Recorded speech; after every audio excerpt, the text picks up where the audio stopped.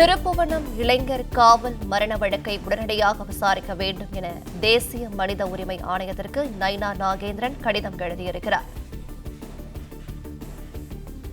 கூடுதல் விவரங்களை செய்தியாளர் ராஜகுமரன் வழங்கிட கேட்கலாம். ராஜகுமரன், வணக்கம். விவரங்களை சொல்லலாம்.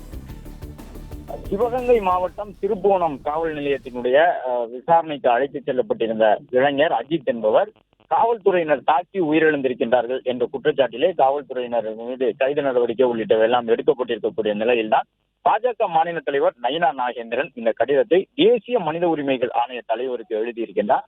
அந்த கடிதத்திலே நயினா நாகேந்திரன் முதலமைச்சர் மு.க.ஸ்டாலின் தலைமையிலான அரசு அமைந்த பிறகு இந்த மரணம், அதாவது சிவகங்கை மாவட்ட இளைஞர் அஜித்தினுடைய மரணம் என்பது 24 அல்லது 25வது காவல் நிலைய மரணம், கஸ்டடியல் டெத் என்று குறிப்பிட்டிருக்கின்றார். எனவே இதுபோன்ற காவல் நிலைய மரணங்கள் தமிழ்நாட்டில் அதிகரித்து வருவது கவலை தருவதாக தேசிய மனித உரிமை ஆணையத்திடம் முறையிட்டிருக்கக்கூடிய பாஜக மாநில தலைவர் நயினா நாகேந்திரன் அஜித்குமாருடைய மரணம் தொடர்பாக தேசிய மனித உரிமைகள் ஆணையம் நேரடியாக தன்னுடைய கண்காணிப்பில் விசாரணை நடத்த வேண்டும் என்ற வேண்டுகோளை முன்வைத்திருக்கின்றார். அது மட்டுமல்லாமல் இந்த அரசு அமைந்த பிறகு ஏற்பட்டிருக்கக்கூடிய காவல் நிலைய மரணங்கள் குறித்து ஒரு நீண்ட தெளிவான விளக்கத்தை தமிழ்நாடு அரசிடம் மனித உரிமைகள் ஆணையம் கேட்டு பெற வேண்டும்.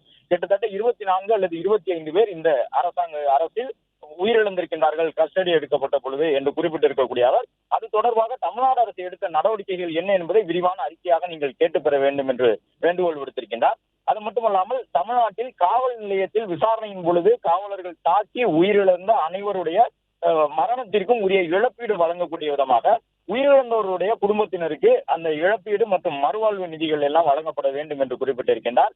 இந்த அரசில் தற்போதைய திமுக அரசிலே தமிழ்நாடு காவல்துறை என்பது மனித உரிமை மீறல்களில் ஈடுபடுவது தொடர்ந்து ஒரு செயல்படக்கூடிய விதமாக அவர்களுடைய நடவடிக்கை இருக்கின்றன. மனித உரிமை மீறலிலே ஈடுபடுகின்றார்கள். எனவே தேசிய மனித உரிமை ஆணையம் தலையிட வேண்டும் என்று நயினா நாகேந்திரன் வலியுறுத்தி இருக்கின்றார்.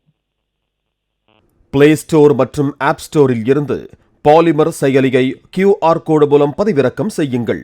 செய்திகளை உடனுக்குடன் பெறுங்கள்.